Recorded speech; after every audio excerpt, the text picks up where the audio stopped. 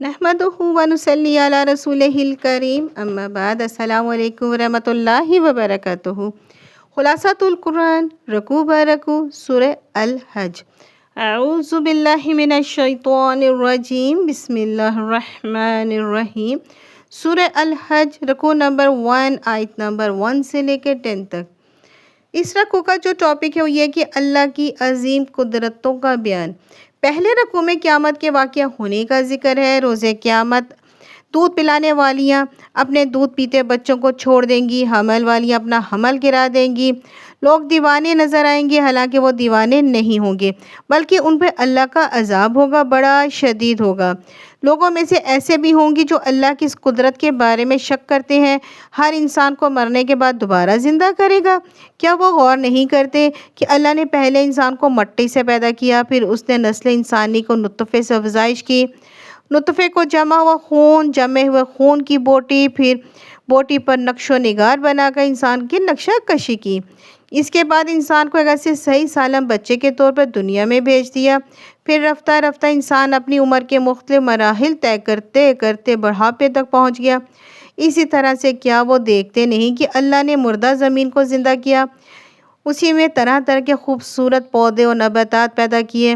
جو اللہ یہ سب کچھ کر سکتا ہے وہ انسان کو دوبارہ زندہ کرنے پہ بھی قادر ہے۔ قیامت آئے گی، حساب کتاب ہوگا۔ جو لوگ اللہ کی قدرت کے بارے میں جھگڑتے ہیں ان کے لیے دنیا میں رسوائی اور آخرت میں دردناک عذاب ہوگا۔ رکوع نمبر 2 آیت نمبر 11 سے لے کر 22۔ اس رکوع کا جو ٹاپک ہے وہ یہ کہ دنیا اور آخرت دونوں کا خسارہ۔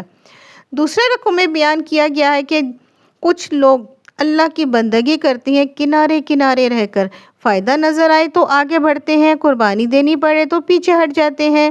ایسے لوگ دنیا میں خسارے میں ہیں اور آخرت میں بھی خسارے میں ہیں۔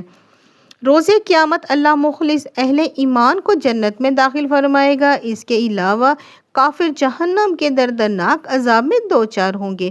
ان کے لباس آگ سے تیار کیے گئے ہوں گے، ان پر ایسا کھولتا ہوا پانی اڈیلا جائے گا جو ان کی کھالوں اور انتڑیوں کو پگھلا دے گا۔ پھر ان پر لوہے کی ہتھوڑوں سے ضربیں لگائی جائیں گی، اور جب بھی جہنم سے نکلنا چاہیں گے تو ٹھوکریں مار کے اسے دوبارہ گرا دیا جائے گا۔ اللہم اجرنا من النار، اے اللہ ہمیں جہنم کی عذاب سے محفوظ فرما، آمین۔ رکوع نمبر 3 آیت نمبر 23 سے لے کر 25۔ اس رکوع کا جو ٹاپک ہے وہ یہ کہ حرم کی سرزمین پر مسجد کی طرح سب کا حق ہے۔ تیسرے رکوع میں بشارت دی گئی کہ باعمل مومنوں کے لیے ایسے باغات ہوں گے جن کے نیچے نہریں بہہ رہی ہوں گی، ان کے لباس ریشم کے اور زیب و زینت سونے کے کنگنوں اور موتیوں کی صورت میں ہوں گے۔ اس کے علاوہ جو لوگ اللہ کی راہ سرزمین حرم کی طرف آنے والوں کے لیے رکاوٹ بنتے ہیں یا اس سرزمین کے لیے طے شدہ آداب کے خلاف ورزی کرتے ہیں ان کے لیے دردناک عذاب ہوگا۔ اس سرزمین میں آداب یہ ہے کہ اگر اسے آمدنی کا ذریعہ نہ بنایا جائے، یہاں شرک اور قتل و غارت گری نہ کی جائے، کسی شکار کو مارا یا بھگایا نہ جائے، چند معینہ درختوں کے علاوہ دیگر درختوں کو کاٹا نہ جائے وغیرہ۔ حرم کی سرزمین پر کسی کی ملکیت نہیں، یہ تمام مسلمانوں کے لیے بالکل اسی طرح ہے جیسے ایک مسجد ہوتی ہے۔ رکوع نمبر 4 آیت نمبر 26 سے لے کر 33۔ اس رکوع کا جو ٹاپک ہے یہ کہ حج کے مناسک اور برکات۔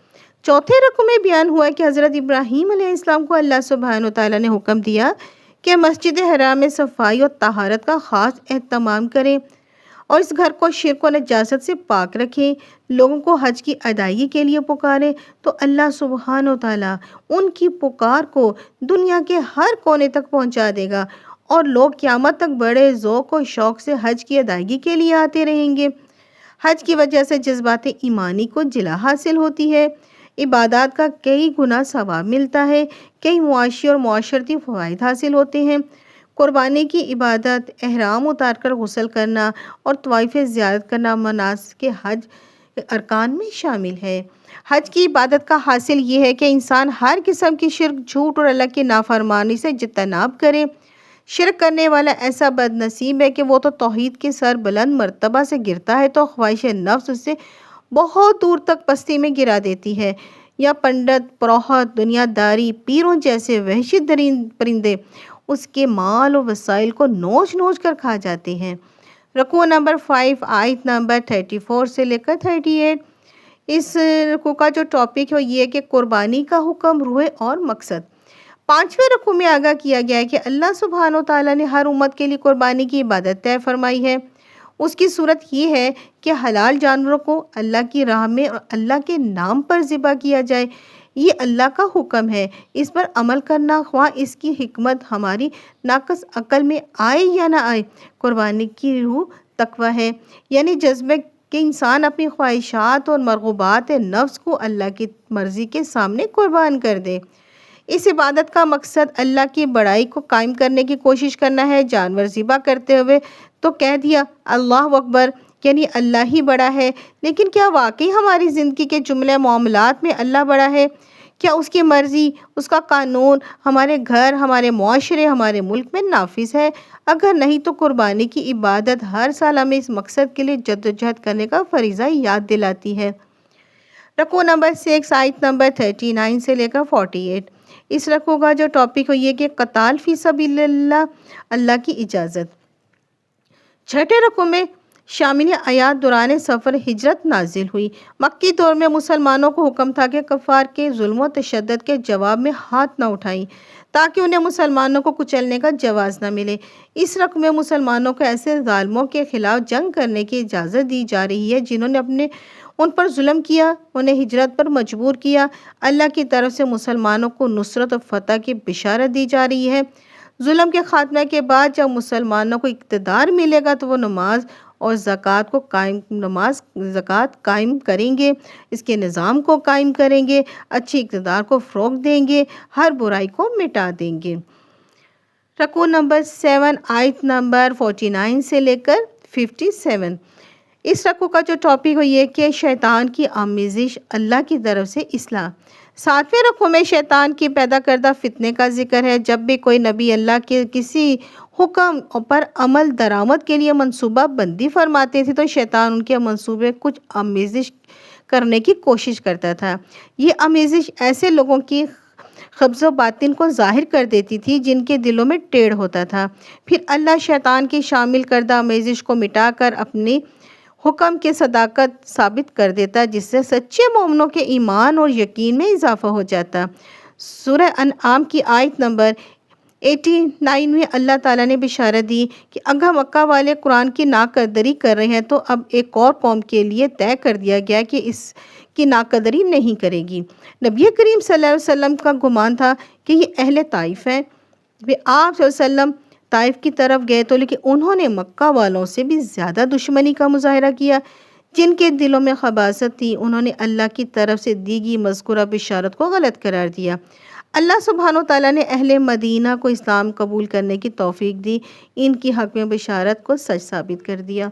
رکوع نمبر 8 آیت نمبر 58 سے لے کر 64۔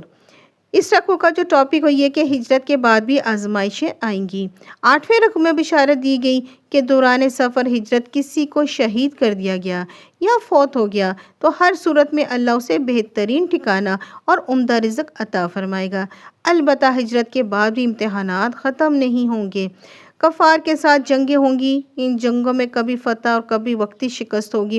ہاں، آخری فتح تو اہل حق ہی کی ہوگی۔ رکوع نمبر 9 آیت نمبر 65 سے لے کر 72۔ اس رکوع کا جو ٹاپک ہے یہ کہ اللہ کے احسانات، بندوں کی ناشکری۔ 9ویں رکوع میں اللہ کے بندوں پہ احسانات کا ذکر ہے۔ زمین میں موجود ہر شے اور سمندروں میں رواں دواں کشتیاں انسانوں کے فائدے کے لیے ہیں۔ آسمان جیسی مضبوط چھت کو اللہ ہی تھامے ہوئے ہے۔ تمام انسانوں کو اللہ ہی نے پیدا کیا، وہی انہیں زندہ رکھے گا۔ محرومی یہ ہے کہ انسانوں کی اکثریت اللہ کی نعمتوں سے فائدہ اٹھانے کے باوجود ناشکری، اللہ کے احکامات کی نافرمانی کرتے ہیں۔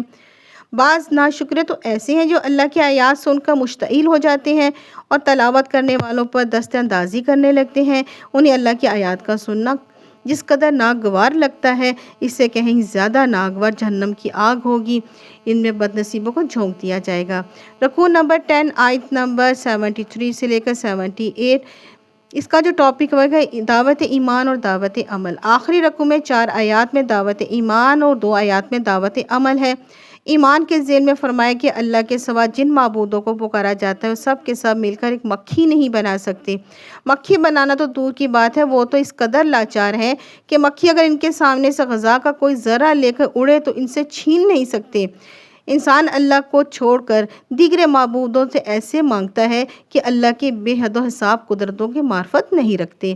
عمل کے حوالے سے حکم دیا کہ نماز ادا کرو، پوری زندگی میں ذوق و شوق سے اللہ کی مکمل اطاعت کرو، بھلائی کے کام کرو۔ بھلائی کے کاموں سے مراد دنیا میں خدمت خلق ہے اور لوگوں کی آخرت سنوارنے، انہیں جہنم سے بچانے کے لیے دعوت تبلیغ کی کوشش کریں۔ آخر میں حکم دیا کہ اللہ کے دین کی سربلندی کے لیے اس طرح جہاد کرو جیسا جہاد کرنے کا حق ہے۔ اللہ نے تمہیں اس عظیم مشن کے لیے چن لیا۔ روز قیامت عدالت خداوندی قائم ہوگی۔ نبی کریم صلی اللہ علیہ وسلم کو گواہی دیں گے کہ انہوں نے ہم تک اللہ کے احکامات پہنچانے کا حق ادا کر دیا۔ اگر ہم نے دین عمل پر دین کے لوگوں کو تک پہنچانے کا حق ادا کر دیا تو سرخرو ہیں۔ دوسری صورت میں اپنی عملی اور دوسروں کی گمراہی کا وبال ہمارے سر ہوگا۔ اللہ ہمیں اس رسوائی سے محفوظ رکھے، آمین۔ یا ہماری سورہ حج کمپلیٹ ہوئی، ملیں گے اگلی صورت کے ساتھ، جب تک کے لیے اللہ حافظ۔